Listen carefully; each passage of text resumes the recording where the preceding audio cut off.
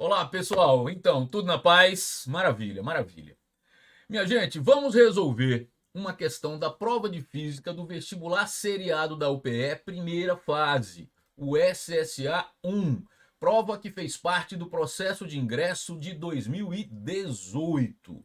Será uma questão que envolve a quantidade de movimento de um sistema. Fechado? Muito bem. Mas antes que a gente leia, interprete e resolva juntos a questão, eu queria te fazer aquele velho pedido que, se ainda não está inscrito no nosso canal, que se inscreva, que ative as notificações e, claro, se gostar da explicação, se gostar da aula, dê o seu like. Isso nos ajuda a fortalecer o nosso canal. Tranquilo? Vamos para a lousa? Tá aí. Questão 26, prova de física, vestibular seriado, fase 1, primeira fase se preferir, processo de ingresso 2018. Vamos para a leitura juntos, tá? Vamos lá. Os Estados Unidos anunciaram, nesta terça-feira, o início da operação de instalação de um controverso sistema antimísseis na Coreia do Sul. Batizado de Terminal de Defesa Aérea para Grandes Altitudes, TAAD na sigla em inglês, o sistema foi desenhado para proteger o país asiático de seu vizinho mais próximo, a Coreia do Norte. O que é o TAAD?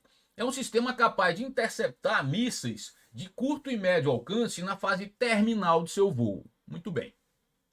A fim de simular esse sistema, certo estudante reproduz um experimento de lançamento oblíquo, onde duas partículas de massa M1 e M2 são arremessadas do solo no instante t igual a zero, com velocidades de módulos iguais a v1 e v2, respectivamente. As partículas colidem no instante de tempo igual a t e no instante de tempo 4t ainda não atingiram o solo. Desprezando efeitos resistivos, o valor do módulo do impulso resultante sobre essas partículas entre os instantes 0, que é quando as partículas são lançadas, e 4t, aquele que ele me garante, o enunciado me garantiu, que as partículas ainda não atingiram o solo, vale quanto? Então ele quer o impulso resultante sobre as partículas. Gente, antes de você começar a resolver, eu queria relembrar com você algumas coisas, porque aí você faz uma boa revisão sobre esse tema, certo? Quando você tem um sistema de partículas, e nesse caso as partículas são os projéteis 1 e 2, quando tem um sistema de partículas, você pode classificar forças em internas e externas. É bem fácil. Forças internas são as forças entre os elementos que pertencem ao sistema. Então, na colisão que acontece no instante t, ele diz isso, na colisão, no choque dessas duas partículas, a partícula 1 exerce uma força na partícula 2, a partícula 2 exerce uma força na partícula 1, você sabe disso, a terceira lei de Newton garante isso. Relembrou? Muito bem. Mas essas forças, como são aplicadas entre partículas que compõem um sistema, elas são classificadas como forças internas. E forças internas são incapazes de produzir um impulso resultante no sistema. Isso, elas são incapazes de variar a quantidade de movimento do sistema. Veja, elas não se anulam, tá? A força que 1 exerce em 2 varia a quantidade de movimento de 2. A força que 2 exerce em 1 varia a quantidade de movimento de 1. Mas o impulso resultante provocado por essas forças no sistema é nulo. Isso quer dizer que só vai provocar impulso resultante forças externas. E entre esse intervalo de tempo, que é do lançamento, t igual a zero, até o instante 4t, que ele me garante que as partículas ainda não atingiram o solo, quem são as forças externas? São as forças peso da partícula 1 e peso da partícula 2. Isso quer dizer o seguinte, embora elas sofram uma colisão no instante t, essas forças não vão importar para o impulso resultante. Só vai me interessar então as forças externas, que são o peso da partícula 1 e o peso da partícula 2. Qual é o intervalo de tempo do lançamento, que é t igual a zero, até o instante 4t? É o intervalo de tempo. Essas forças, peso da partícula 1 e peso da partícula 2, são constantes nesse intervalo de tempo? São. São porque o peso depende da massa e da aceleração da gravidade, que nesse intervalo de tempo não muda. E qual a importância disso? Porque se o impulso é de uma força constante, o módulo desse impulso é simplesmente o módulo da força vezes o intervalo de tempo. O módulo do impulso é o módulo da força vezes ΔT. Outro detalhe, Como as duas forças estão para baixo, peso da partícula 1 e peso da partícula 2, o impulso resultante dessas forças tem um módulo que é a soma dos módulos dos impulsos da força peso 1 e peso 2, concorda? Então vamos fazer a conta? Vai ser legal. Volta para a lousa, vem aqui. Vou arrumar um espaço para a gente fazer a conta. Vai ser assim, ó. O impulso resultante, que é o que ele quer em módulo, vai ser o módulo do impulso do peso da partícula 1 mais o módulo do impulso do peso da partícula 2. Por quê? Porque as forças peso 1 e peso 2, essas duas forças estão para baixo. Então os vetores impulsos dessas forças também estão para baixo. Portanto, a resultante de dois vetores de mesmo sentido é a soma dos módulos, entende? Outro detalhe, quando a força é constante, só se for constante, o impulso dessa força é calculado como a força vezes ΔT, certo? Então, o módulo do impulso dessa força é o módulo da força vezes o intervalo de tempo. É isso que eu vou aplicar aqui.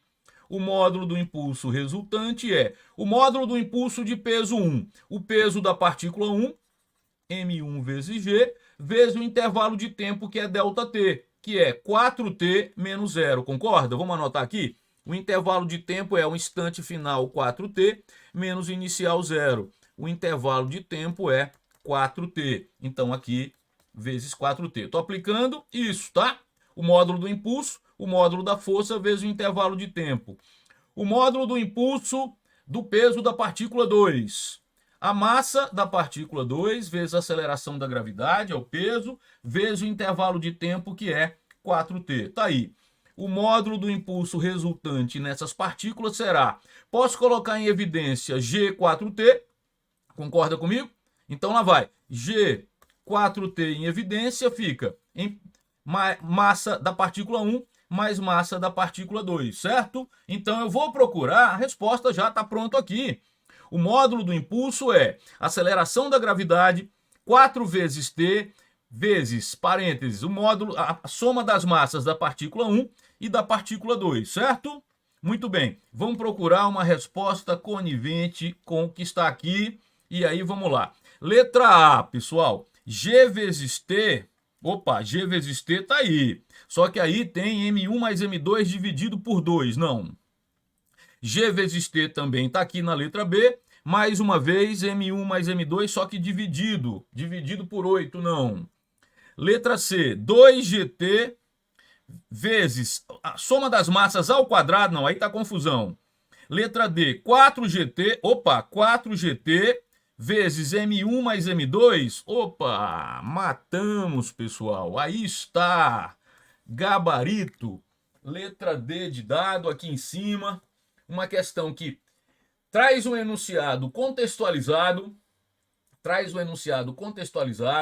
essa história desse sistema, muito bem, dá a impressão de que a resolução vai ser complexa, porque acontece um lançamento oblíquo, na verdade, duas partículas sendo lançadas obliquamente, mas o estudante que tem o domínio da parte conceitual desse fenômeno, ele entende que a colisão ela não interfere na quantidade de movimento do sistema de partículas, porque essa colisão da partícula 1 com a partícula 2, ela vai provocar forças entre as partículas que são classificadas como internas, e essas forças não produzem impulso resultante no sistema. Portanto, quem que produziu o impulso resultante no sistema?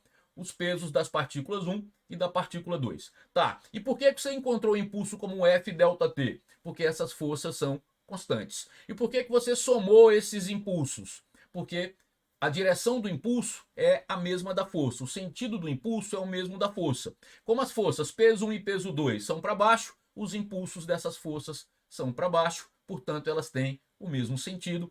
E o módulo de um resultante de dois vetores de mesma direção e mesmo sentido é a soma dos módulos desses dois vetores. É isso, tá aí o gabarito, letra D de dado. Se gostou, dê o seu like. Eu fico por aqui. Até a próxima aula. Um forte abraço e um excelente estudo.